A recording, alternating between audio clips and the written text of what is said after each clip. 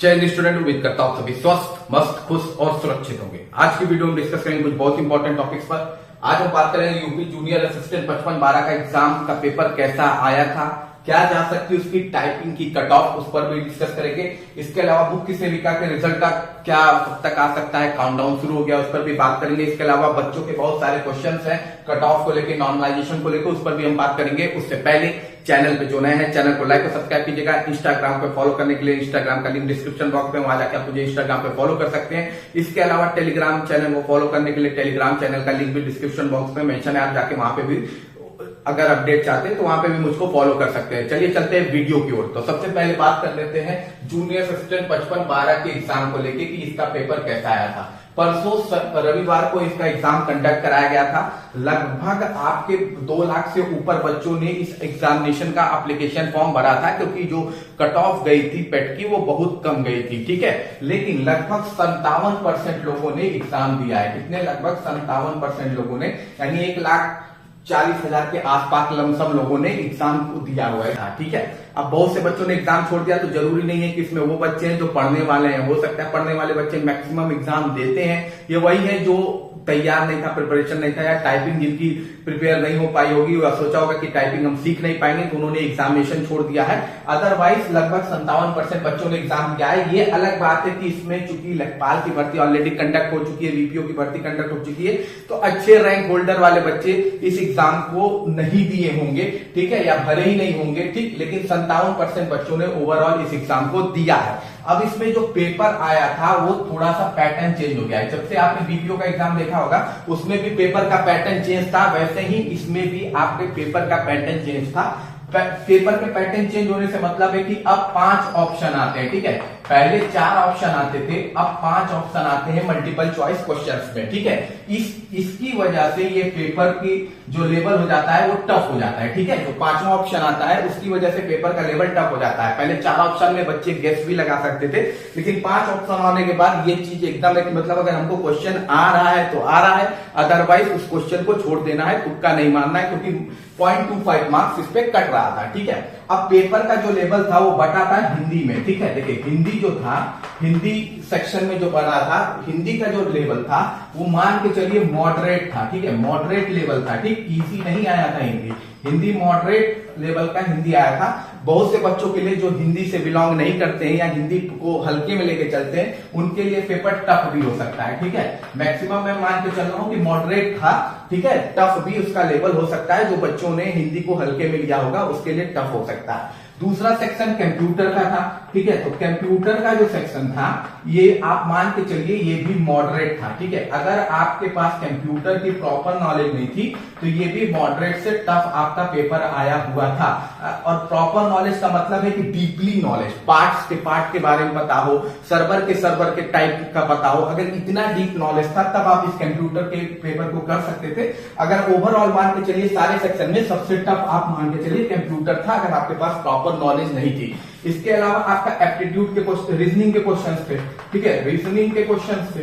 एक सेक्शन ये भी था, ये मैं कहूंगा इजी सेक्शन था, ठीक है। ये इजी सेक्शन था, कोई बड़ा टफ सेक्शन नहीं था रीजनिंग का पेपर इजी था, कोई ऐसे क्वेश्चंस नहीं थे जिसमें दिक्कत आ सके। उसके बाद आपका जीएस का सेक्शन था। जीएस का सेक्शन में मॉडरेट कहूंगा, ठीक है। जीएस का सेक्शन भी मॉडरेट लेवल का था, ठीक। इसमें बहुत ही ऐसे क्वेश्चंस थे जो अगर आपने पढ़े हैं नहीं तो आप अटेम्प्ट नहीं कर सकते, गैस भी नहीं मार सकते। गैस मारने के चांसेस वैसे भी कम है, क्योंकि 5 ऑप्शन था, उसमें आप कंफर्म नहीं, अगर 2 पॉइंट पे कंफर्म है, तीसरे चौथे पे कंफर्म नहीं है, तब भी आप क्वेश्चंस को नहीं कर सकते थे, ठीक है। तो जीएस का पेपर भी मॉडरेट था। और उसके अलावा एक सेक्शन यूपी जीएस था, ठीक है, यूपी जीएस था। ये मैं कहूंगा इजी टू मॉडरेट था। कुछ क्वेश्चन यूपी जीएस में थे जो ऐसे थे जो आप अगर जानते नहीं है तो आप बिल्कुल नहीं कर सकते। कुछ क्वेश्चन ऐसे थे जो रिपीटेड भी क्वेश्चन थे, लेकिन मैं ये कहूंगा इजी टू मॉडरेट इसका लेवल था, ठीक है। तो ओवरऑल पेपर जो था आपका आया था मॉडरेट लेवल का, ठीक है। ओवर पेपर जो आया था आपका मॉडरेट लेवल का पेपर आपका आया हुआ था। अब सीधी सादी बात है, अगर पेपर मॉडरेट लेवल का आया है तो कट ऑफ जो है आपकी टाइपिंग की हाई नहीं जाने वाली है, ठीक है। टाइपिंग की जो कट ऑफ है हाई नहीं जाने वाली है, ठीक है। 55-12 इसकी भर्ती है, तो लगभग 15 गुना लोग यानी 60,000 के आसपास लोगों को लगभग बुलाया जाएगा। 60,000 से कम बच्चों को टाइपिंग के लिए नहीं बुलाया जाएगा। और अगर आप देखेंगे आंसर की आने के बाद जो बच्चे कह रहे थे कि मेरा 60 है, वो 55 पे सीधे 5 नंबर डाउन हो गए हैं। कई लोग 6 नंबर डाउन हुए, कई लोग 7 नंबर डाउन हुए हैं, ठीक है। इसकी आंसर की आ चुकी है। मिलाने के बाद बहुत से बच्चे जो 70 पे थे वो 62, 63, 64, 65 पर आ गए हैं, ठीक है। बहुत से बच्चे जो 60 बता रहे थे तो 55 में आ गए हैं। तो लगभग ये मान के चलिए जो इसकी टाइपिंग की कट ऑफ होगी, ठीक है, टाइपिंग की जो इसकी कट ऑफ होगी वो आप ये मान के चलिए कि UR OBC और EWS की, UR OBC EWS की अगर आप मान के चल रहे हैं 42 से 45, ठीक है, 42 से 45 अगर आपका है तो आप बिल्कुल टाइपिंग की प्रैक्टिस शुरू कर दीजिए। अगर आपने टाइपिंग की प्रैक्टिस नहीं की है अभी तक तो स्टार्ट कर दीजिए, क्योंकि अभी भी टाइम है, आप कर ले जाएंगे, ठीक है। 42 से 45 अगर आपका नंबर है तो बिल्कुल आप कीजिए।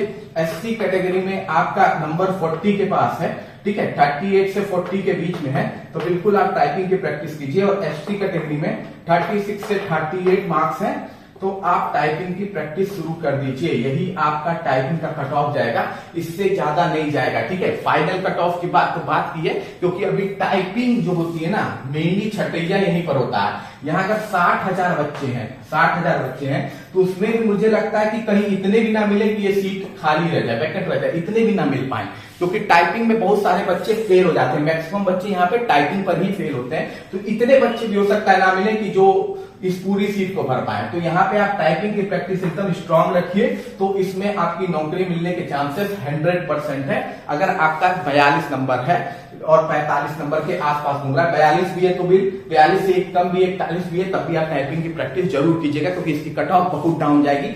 पहले इसकी पेट की कट ऑफ मैंने जो बताई थी वही गई हुई थी। उस समय मैंने कहा था चाहे एक नंबर भी होगा तो एप्लीकेशन फॉर्म आप जरूर भर दीजिएगा, लेकिन बच्चों ने उस समय ध्यान दिया नहीं और उसके बाद उसमें नुकसान भी झेले थे बहुत सारे बच्चे, क्योंकि बड़े यूट्यूबर्स बोल रहे थे कि 50-60 कट ऑफ जाएगी, इस चक्कर में भरे नहीं। अब जो भरे हैं वो देखो यहाँ पे 40 भी नंबर आ रहा है, तो अपनी टाइपिंग प्रैक्टिस शुरू कर दो। 40 जिसके भी है किसी भी कैटेगरी में वो अपनी टाइपिंग प्रैक्टिस शुरू कर दे। SC ST में 38-35 वाले भी अपनी टाइपिंग प्रैक्टिस शुरू कर दीजिए, ठीक है। अब हम बात कर लेते हैं अगली अपडेट की। तो अगली इंपॉर्टेंट अपडेट आपकी मुख्य सेविका को देते हैं। तो देखिए, अब जो मुख्य सेविका के रिजल्ट में सबसे बड़ा रोड़ा था वो था आपका यही एग्जाम जूनियर असिस्टेंट 55-12, ठीक है, जिसकी वजह से आयोग कह रहा था कि भाई ये एग्जाम है, इसके लिए परेशान है, अभी इस पर काम चल रहा है, एग्जाम कंडक्ट हो जाए अच्छे से तो फिर आपका रिजल्ट डिक्लेयर करेंगे। अब ये एग्जाम हो गया है कंडक्ट, तो यानी अगला जो भी अपडेट होगा वो आपके रिजल्ट को लेके ही होगा। मतलब आयोग तो अब इस हफ्ते में आपका रिजल्ट हो सकता है जारी कर दे, क्योंकि अब कोई बहाना नहीं है मुख्य सेविका के रिजल्ट को ना जारी करने का, ठीक है। अब कोई बहाना नहीं है। जूनियर असिस्टेंट एक 55-12 एग्जाम था, जिसकी वजह से लोग कह रहे थे कि मुख्य सेविका का रिजल्ट थोड़ा डिले हो सकता है, तो अब वो एग्जाम कंडक्ट हो चुका है। तो अब यहां तक उम्मीद है कि इस हफ्ते, आज ट्यूसडे है ही, आज से कभी भी रिजल्ट जारी किया जा सकता है सैटरडे के बीच में। ट्यूसडे से सैटरडे के बीच में कभी भी आपका रिजल्ट जारी हो सकता है। हो सकता है मेरा वीडियो इवनिंग तक आता है, हो सकता है 5 बजे 6 बजे के आसपास आपको आपका रिजल्ट आज ही देखने को मिल जाए, या सैटरडे तक उम्मीद है कि आपको आपका रिजल्ट देखने को मिल सकता है, क्योंकि अब कोई रोड़ा रह नहीं गया है इस रिजल्ट को डिले करने के लिए, ठीक है। तो मेरे ख्याल से आयोग को अब इस पर उम्मीद है कि आयोग इस पर काम करेगा और इसका रिजल्ट इस हफ्ते पक्का का पक्का जारी कर देगा, जिसमें ट्यूसडे तो आज हो ही गया है, ठीक है। बाकी बच्चों के बहुत सारे मुख्य सेविका के बच्चों के सवाल भी हैं। पहला सवाल आपका यही है कट ऑफ को लेके। काफी लोग मैंने बोल दिया, मैंने बोला था कि कट ऑफ आपकी थोड़ी हाई जाएगी, तो सबने कहा कि सर आप अपनी कट ऑफ से पलट गए। तो देखिए, मैं अपनी कट ऑफ से नहीं पलटा था, मैं आपको एक बात समझाना चाहता हूं। देखिए, मैं अभी भी कह रहा हूं कि 57 से 59 के बीच ही कट ऑफ रहेगी, ठीक है। 57 से 58 के बीच में प्लस माइनस 1.25 मैं अभी भी अपने कट ऑफ पर टिका हुआ हूं कि यही यूआर की कट ऑफ है।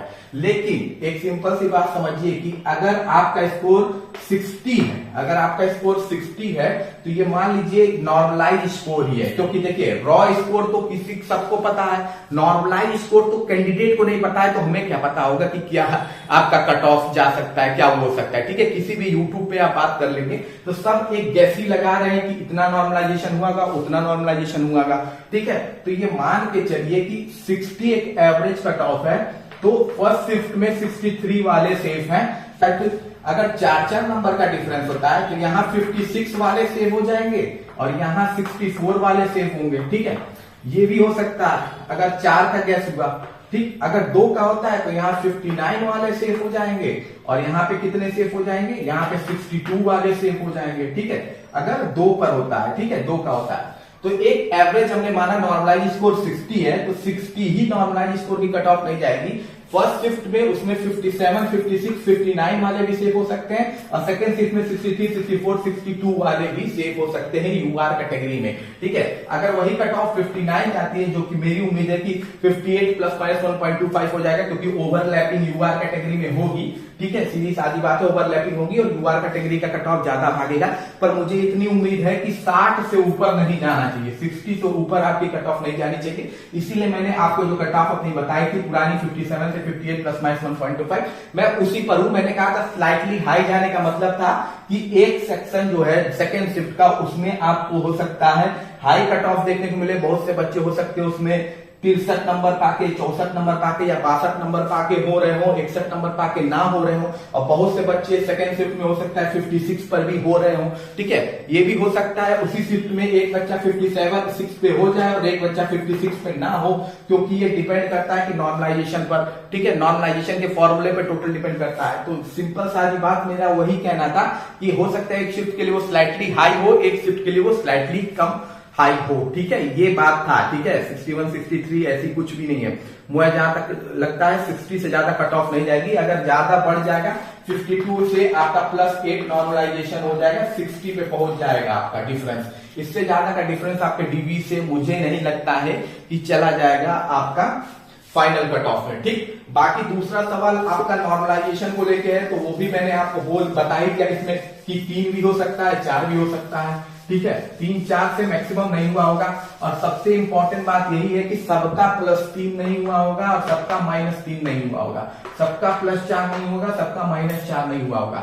किसी का 0.25 भी बढ़ सकता है, किसी का 0.50 भी बढ़ सकता है, किसी का 1.0 बढ़ सकता है, किसी का 1.25 बढ़ सकता है। इसीलिए मैंने कहा कि हो सकता है उसी शिफ्ट में 63 वाला कहीं हो गया होगा और उसी शिफ्ट में 63 वाला कहीं नहीं हुआ होगा, ये भी हो सकता है। ठीक है, तो ये डिपेंड करता है किसका कितना बड़ा है। ठीक है, ये फॉर्मूले पे टोटल बेस्ड है कितना बड़ा है।